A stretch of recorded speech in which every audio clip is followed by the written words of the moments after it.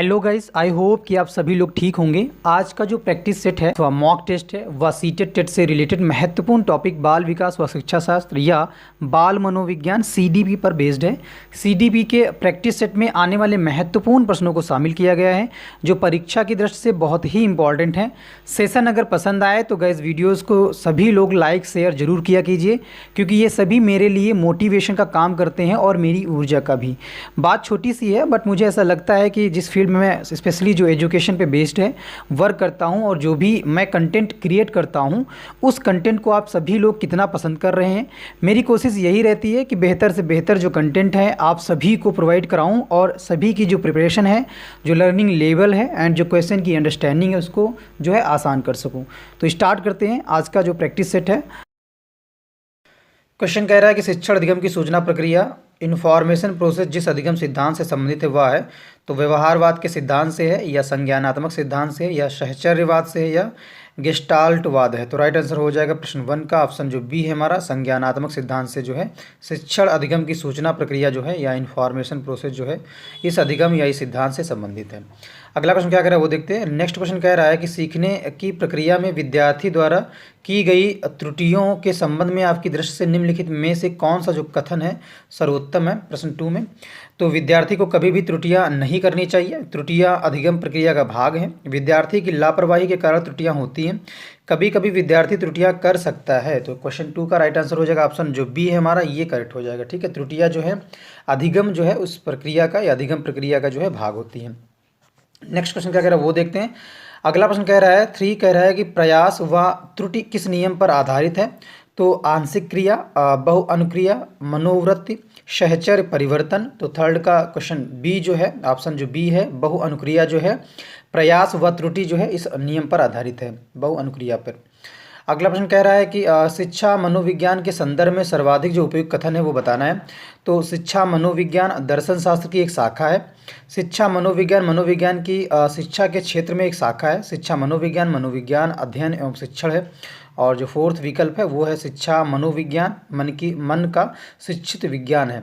तो फोर्थ का correct answer क्या हो जाएगा, जो ऑप्शन बी है हमारा फोर्थ में जो बी है शिक्षा मनोविज्ञान मनोविज्ञान की शिक्षा के क्षेत्र में एक शाखा है, विकल्प बी राइट हो जाएगा। नेक्स्ट क्वेश्चन कह रहा है कि आ बा शाह, आ और बा और सा जो है ये 3 विद्यार्थी शिक्षार्थी हैं जो अंग्रेजी पढ़ाते हैं जिनके अलग अलग लक्ष्य हैं।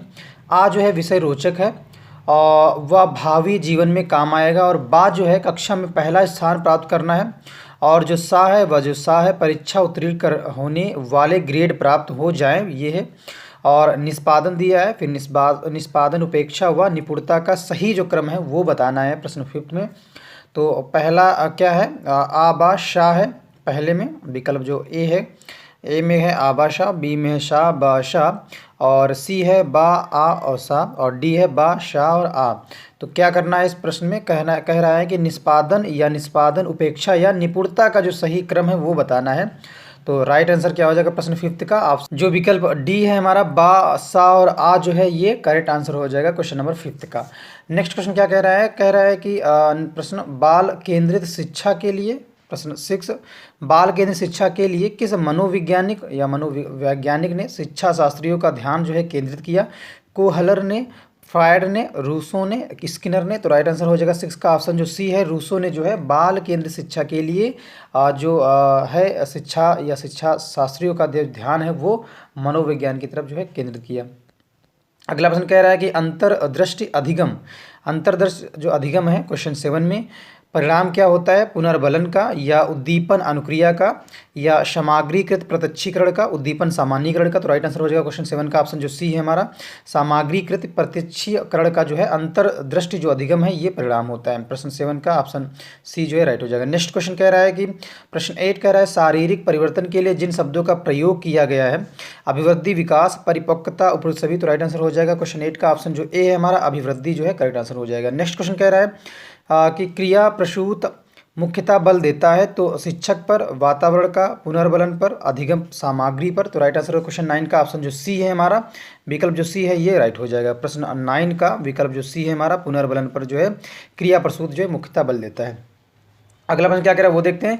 क्वेश्चन 10 कह रहा है कि समावेशी शिक्षा के संदर्भ में भाषा शिक्षण के लिए अनिवार्य है तो विभिन्न प्रकार की गतिविधियों का उपयोग, व्याकरणिक संकल्पनाओं का अधिक अभ्यास, एकांकी शिक्षण में सभी की भागीदारी, भाषा कौशलों का उपयुक्त अभ्यास।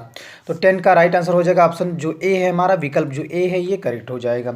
अगला प्रश्न क्या कह रहा है, 11 क्वेश्चन कह रहा है कि क्रिया प्रसूत अनुकूलन में पुनर्बलन निर्भर जो है किस पे करता है। प्रश्न 11 में उद्दीपक की प्रकृति पर, अनुक्रिया की प्रकृति पर।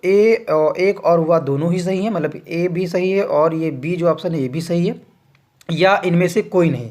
तो 11 का राइट आंसर हो जाएगा विकल्प जो हमारा 11th का बी विकल्प है। अनुक्रिया की प्रकृति पर जो है क्रिया प्रसूत अनुकूलन में जो पुनर्बलन निर्भर है वो अनुक्रिया की प्रकृति पर निर्भर होता है। 11th का बी विकल्प राइट हो जाएगा।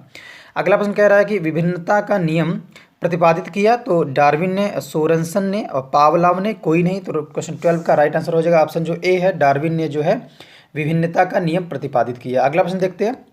कह रहा है कि धीमी गति से सीखने वाले बालकों के लिए अधिक उपयोगी सिद्धांत है कोहलर का सिद्धांत, थॉर्नडाइक का सिद्धांत, हल का सिद्धांत, थर्स्टन का सिद्धांत। तो राइट आंसर हो जाएगा 13 का ऑप्शन जो बी है हमारा, थॉर्नडाइक का जो सिद्धांत है वो धीमी गति से सीखने वाले बालकों के लिए जो है अधिक उपयोगी सिद्धांत है।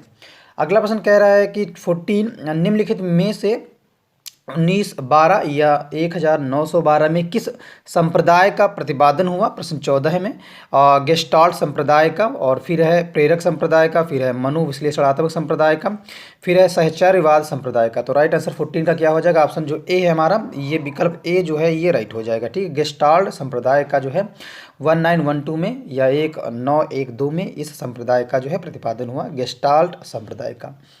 अगला प्रश्न कह रहा है कि निम्न में से किस में ऐच्छिक व्यवहार उसके परिणामों से शक्तिशाली व कमजोर होता है। प्रश्न 15 में तो प्राचीन अनुबंध, क्रिया प्रसूत, सूक्ष्म अधिगम, स्वतः अधिगम। तो राइट आंसर हो जाएगा 15 प्रश्न का ऑप्शन जो बी है हमारा ये राइट हो जाएगा। ठीक है, क्रिया प्रसूत जो है 15% का राइट आंसर हो जाएगा। अगला प्रश्न क्या कह रहा है कि जेम्स ड्रेवर ने मनोविज्ञान को किस प्रकार का विज्ञान माना है। 16 प्रश्न में अशुद्ध विज्ञान, आंशिक विज्ञान, शुद्ध विज्ञान, व्यवहार का शुद्ध विज्ञान। तो राइट आंसर 16 का क्या हो जाएगा विकल्प जो सी है हमारा ये करेक्ट हो जाएगा, शुद्ध विज्ञान। अगला प्रश्न क्या कह रहा है कि शिक्षा का जो है करना इन्वर्टेड कामा में, डबल इन्वर्टेड कामा में क्लोज है, कौन से जो पक्ष है संबंधित हैं। प्रश्न 17 में सीखने का गतिक क्षेत्र, सीखने का मनोवैज्ञानिक क्षेत्र, सीखने का संज्ञानात्मक क्षेत्र, सीखने का भावात्मक क्षेत्र। तो 17 प्रश्न का राइट आंसर हो जाएगा ऑप्शन जो ए है, सीखने का जो गतिक क्षेत्र ये करेक्ट हो जाएगा। अगला प्रश्न पढ़ते हैं। कह रहा है कि प्रश्न 18 निम्नलिखित में से चिंपैंजियों पर प्रयोग किसके द्वारा किया गया। तो कोफक्का द्वारा या वर्दीमाइर या कोहलर द्वारा या उपरोक्त सभी द्वारा।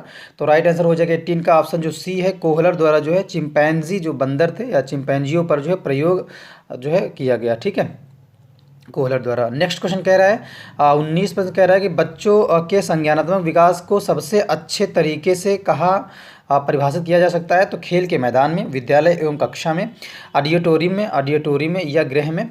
तो राइट आंसर हो जाए 19 का ऑप्शन जो बी है, विद्यालय एवं कक्षा में जो है बच्चों के संज्ञानात्मक विकास को सबसे अच्छे तरीके से जो है परिभाषित किया जा सकता है। अगला प्रश्न क्या कह रहा है, कह रहा है कि एक शिक्षक के लिए सबसे महत्वपूर्ण क्या होता है।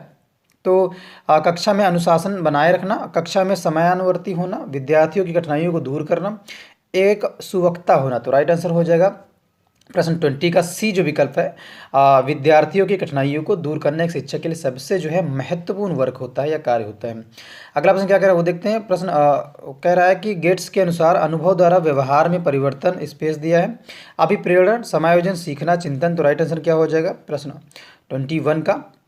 तो करेक्ट आंसर हो जाएगा हमारा ऑप्शन जो सी है, सीखना जो है ये करेक्ट आंसर हो जाएगा। ठीक है, जो सीखना है वो गेट्स के अनुसार अनुभव द्वारा व्यवहार में परिवर्तन ही है। नेक्स्ट क्वेश्चन क्या कह रहा है, अगला प्रश्न कह रहा है कि सीखने के पठार के निराकरण के लिए क्या नहीं करना चाहिए। तो सीखने वाले को प्रेरित और प्रोत्साहित करना चाहिए, सीखने की अच्छी विधि का प्रयोग करना चाहिए, उसे दंडित कर देना चाहिए, इनके कारणों का अध्ययन करना चाहिए। तो राइट आंसर हो जाएगा 22 का ऑप्शन जो सी है, ऑप्शन जो सी है हमारा उसे दंडित करना चाहिए, विकल्प सी राइट आंसर हो जाएगा 22 क्वेश्चन का। नेक्स्ट क्वेश्चन कह रहा है कि जिस वक्र रेखा से प्रारंभ में सीखने की गति तीव्र होती है और बाद में यह क्रमशः मंद होती जाती है उसे क्या कहते हैं, वो वक्र रेखा को क्या कहेंगे। तो उन्नतोदर, नतोदर, मिश्रित वक्र रेखा नहीं होती। तो राइट आंसर हो जाएगा 23 का ऑप्शन जो हमारा ए है उन्नतोदर जो वक्र है उसे कहते हैं, जिसमें सीखने की जो गति है तीव्र होती है और बाद में जो है यह क्रमशः जो है धीरे धीरे मंद होती जाती है। अगला प्रश्न क्या कह रहा है, अनुबंधन की प्रक्रिया में प्रथम सोपान निम्नांकित में है, तो उत्तेजना आवृत्ति सामान्यीकरण में से कोई नहीं, तो राइट आंसर हो जाएगा 24 का ऑप्शन ए जो है उत्तेजना जो है ये करेक्ट आंसर हो जाएगा 24 क्वेश्चन का। नेक्स्ट क्वेश्चन कह रहा है कि 25 कह रहा है कि निम्नलिखित में से कौन सी दशा ध्यान को आकर्षित करने की आंतरिक दशा नहीं है, तो उद्दीपन की स्थिति आवश्यकता एक और दोनों सही है या एक और दोनों जो है सही है, एक अथवा दो या एक और दोनों सही है, तो राइट आंसर 25 का ऑप्शन जो ए है हमारा उद्दीपन की स्थिति जो है ये करेक्ट आंसर हो जाएगा प्रश्न 25 का। नेक्स्ट क्वेश्चन कह रहा है कि संवेग की उत्पत्ति रिक्त स्थान दिया है से होती है 26 में, आदतों मूल प्रवृत्तियों शारीरिक विकास संप्रतियों के निर्माण से, तो राइट आंसर हो जाएगा 26 का ऑप्शन जो बी है हमारा मूल प्रवृत्तियाँ जो है या प्रवृत्तियों जो है वो संवेग की उत्पत्ति मूल प्रवृत्तियों से होती है। नेक्स्ट क्वेश्चन कह रहा है कि अभिप्रेरण के लिए अक्षर फिलिप दिया है, मतलब रिक्त स्थान दिया है, तो यहाँ क्या भरा जाएगा, शब्द का भी प्रयोग किया जाता है 27 में, संवेग आवश्यकता भावना प्रत्यक्षीकरण, तो राइट आंसर हो जाएगा 27 का ऑप्शन जो बी है हमारा आवश्यकता जो है यहाँ पे फिल किया जाएगा। अभिप्रेरण के लिए अक्सर आवश्यकता शब्द का जो है यहाँ पे आवश्यकता शब्द का प्रयोग किया जाता है। नेक्स्ट क्वेश्चन कह रहा है कि 28 प्रश्न कह रहा है बच्चों के संवेगात्मक समायोजन प्रभावी होता है, तो व्यक्तित्व निर्माण में, कक्षा शिक्षण में, अनुशासन में, ये सभी, तो राइट आंसर हो जाएगा 28 का ऑप्शन जो डी है, ये सभी जो विकल्प हैं सभी राइट हैं। ठीक है, प्रश्न 29 अधिगम के प्रक्रम में अभिप्रेरण सीखने वालों की स्मृति को तेज बनाता है, पुराने अधिगम से नए अधिगम को विभेदित करता है, और फिर है विकल्प बी जो सी है एकदशीय रूप से सोचने में सीखने वालों का प्रस्तुत करता है, सीखने वालों को प्रस्तुत करता है, नए सीखने वालों में अधिगम के लिए रुचि का सृजन करता है, तो राइट आंसर क्या हो जाएगा, राइट विकल्प क्या हो जाएगा 29 क्वेश्चन का ऑप्शन जो हमारा 29 का विकल्प राइट होगा वो विकल्प डी जो है नए सीखने वालों में अधिगम के लिए रुचि जो है उसका जो है सृजन करता है, अधिगम के प्रक्रम में जो अभिप्रेरण है। नेक्स्ट क्वेश्चन क्या कह रहा है, अगला प्रश्न कह रहा है कि एक छात्र के अधिगम पर उसकी आर्थिक स्थिति का किस प्रकार जो है प्रभाव पड़ता है, तो अमीर छात्र अधिक अधिगम करता है और किसी प्रकार का प्रभाव नहीं पड़ता है, गरीब छात्र कम अधिगम करता है, उपरोक्त में से कोई नहीं, तो 30 क्वेश्चन का राइट आंसर हो जाएगा विकल्प जो बी है किसी प्रकार का प्रभाव नहीं पड़ता है एक छात्र के अधिगम पर उसकी जो आर्थिक स्थिति होती है उसका। ठीक है, अगला प्रश्न क्या कह रहा है, प्रश्न नेक्स्ट कह रहा है कि काम की जो प्रवृत्ति है पर सबसे अधिक बल किस मनोवैज्ञानिक ने दिया, तो स्किनर ने, हेगर्टी ने, सिगमंड फ्रायड ने और थ्रस्टन ने, तो राइट आंसर क्या हो जाएगा 31 का ऑप्शन जो हमारा सी है ये राइट हो जाएगा, सिगमंड फ्रायड ने जो है काम की प्रवृत्ति है उस पर सबसे अधिक जो है ये ऐसे मनोवैज्ञानिक थे जिन्होंने सबसे ज़्यादा जो है बल दिया, सिगमंड फ्रायड ने। अगला प्रश्न कह रहा है कि तत्परता का जो नियम है, तत्परता का जो नियम है अधिगम का किस प्रकार का नियम है, अधिगम का जो ये अधिगम से रिलेटेड है संबंधित है, लेकिन ये अधिगम का किस प्रकार का जो है नियम है तत्परता का नियम, तो मुख्य नियम है, सहायम नियम है, गौड़ नियम है, उपरोक्त सभी, तो 32 का प्रश्न 32 का राइट आंसर हो जाएगा ऑप्शन जो ए है मुख्य नियम है। ठीक है, नेक्स्ट क्वेश्चन क्या कह रहे हैं, अगला प्रश्न कह रहा है 33 थॉर्न डाइक के अधिगम नियम में सर्वाधिक प्रधानता किसको है, 33 में तत्परता को, अभ्यास को, काम प्रवृत्ति को, प्रभाव को, तो 33 का राइट आंसर हो जाएगा ऑप्शन जो बी है हमारा अभ्यास जो है ये करेक्ट विकल्प हो जाएगा 33 क्वेश्चन में। नेक्स्ट क्वेश्चन कह रहा है कि अधिगम को ठोस या अधिगम का ठोस सिद्धांत या अधिगम को ठोस सिद्धांत किस मनोवैज्ञानिक के द्वारा दिया गया 34 में, तो स्किनर द्वारा, हल और थॉर्नडाइक द्वारा, थर्स्टन द्वारा, तो राइट विकल्प हो जाएगा 34 का ऑप्शन जो सी है हमारा थॉर्नडाइक जो है ये राइट आंसर हो जाएगा। नेक्स्ट क्वेश्चन क्या कह रहा है, अगला प्रश्न कह रहा है कि निम्नलिखित में से किसके अनुकरण से बालक नया ज्ञान प्राप्त करता है 35 में, तो शिक्षकों के, दोस्तों के, माता पिता के, उपरोक्त सभी के, तो 35 का राइट आंसर हो जाएगा डी जो विकल्प है उपरोक्त सभी जो है ये विकल्प जो है राइट हो जाएगा, मतलब शिक्षकों के द्वारा भी होता है और दोस्तों के द्वारा भी होता है, माता पिता के भी द्वारा होता है। ठीक है, अनुकरण से मतलब बालक जो है नया ज्ञान प्राप्त करता है, इन सभी से जो है बालक नया ज्ञान प्राप्त करता है। नेक्स्ट क्वेश्चन क्या कह रहा है, अगला प्रश्न कह रहा है अस्पष्टता के नियम में विचार होते हैं, जो अस्पष्टता का नियम है उसमें क्या विचार होते हैं, स्पष्ट, अस्पष्ट, सामान्य या उपरोक्त सभी, तो राइट आंसर क्या हो जाएगा 36 का ऑप्शन जो ए है स्पष्ट जो है अस्पष्टता में या अस्पष्टता के नियम में स्पष्ट विचार होते हैं। ठीक है, स्पष्ट जो है मतलब क्लियर जो है वो विचार होते हैं, विकल्प ए 36 का राइट आंसर हो जाएगा। अगला प्रश्न कह रहा है कि 37 सन 1879 1879 में वुंट ने किस विधि को व्यावहारिक प्रयोग के रूप में आरंभ किया? जीवन वृत्त विधि, प्रयोगात्मक विधि, प्रश्नावली विधि, मनोविश्लेषणात्मक विधि। तो राइट आंसर हो जाएगा 37 का ऑप्शन जो बी है, प्रयोगात्मक विधि है, ये करेक्ट विकल्प हो जाएगा। नेक्स्ट प्रश्न क्या कह रहा है? अगला प्रश्न कह रहा है कि अनुभव एवं प्रशिक्षण द्वारा व्यवहार में परिवर्तन लाना क्या कहलाता है? तो प्रेरकों का शमन, व्यवहार कुशलता, सभ्यता, अधिगम। तो राइट आंसर हो जाएगा 38 का ऑप्शन जो सी है, सभ्यता जो है ये करेक्ट हो जाएगा। अगला प्रश्न क्या कह रहा है वो देखते हैं। नेक्स्ट क्वेश्चन कह रहा है कि निम्नलिखित में से आदत होती है, जो आदत है वो क्या होती है? संवेदनात्मक क्रिया होती है आदत, मूल संवेगात्मक क्रिया होती है, पूर्व अनुभवों की पुनरावृत्ति होती है, उपरोक्त सभी। तो 39 का राइट जो ऑप्शन होगा, जो सही विकल्प होगा वो हो जाएगा विकल्प जो सी है हमारा, ये करेक्ट हो जाएगा। पूर्व अनुभवों की जो पुनरावृत्ति है वो आदत होती है। अगला प्रश्न क्या कह रहा है? प्रश्न नेक्स्ट कह रहा है कि ज्ञानात्मक अधिगम, ठीक है, ज्ञानात्मक अधिगम, गामक अधिगम, संवेदनात्मक अधिगम क्या है? तो अधिगम के प्रकार हैं, अधिगम की अवस्था है, अधिगम की प्रकृति है, अधिगम के स्थानांतरण है। तो राइट आंसर 40 का क्या हो जाएगा? ऑप्शन जो ए है, अधिगम के प्रकार। इसी प्रश्न के साथ आज का जो प्रैक्टिस सेट था वो समाप्त होता है। आई होप कि आज की जो टेस्ट सीरीज है या प्रैक्टिस सेट है वो आपको पसंद आया होगा। और ये सभी बहुविकल्पी प्रश्न जो बाल विकास एवं शिक्षा शास्त्र या बाल मनोविज्ञान, जो सीटेट टेट सुपर टेट का महत्वपूर्ण टॉपिक है, ये इनमें से कुछ ऐसे इंपॉर्टेंट प्रश्न हैं या क्वेश्चन हैं जो बहुत ही इंपॉर्टेंट थे। और कई ऐसे प्रश्न थे जो सीटेट के एग्जाम में या टेट यूपी टेट के एग्जाम में कई बार डायरेक्टली पूछे भी जा चुके हैं, और कुछ ऐसे थे जो सीटेट में डायरेक्टली जो है एग्ज़ाम में आते रहे हैं और आ भी रहे हैं, ठीक है। इसके साथ साथ आप जो है इन प्रैक्टिस अथवा मॉक टेस्ट को बार बार देखें, क्योंकि जितनी बार आप देखेंगे या इनकी प्रैक्टिस करेंगे एग्ज़ाम हाल में, उतना ही आपको जो है इनसे फ़ायदा मिलने वाला है। ज़्यादा से ज़्यादा आप इन क्वेश्चंस को अटेम्प्ट कर पाएंगे, टाइम का मैनेजमेंट आप सीख पाएंगे। तो इस तरह के सभी एग्ज़ाम के प्रैक्टिस से जो सेट हैं अथवा जो मॉक टेस्ट हैं उनको देखने के लिए चैनल से ज़रूर जुड़े रहें।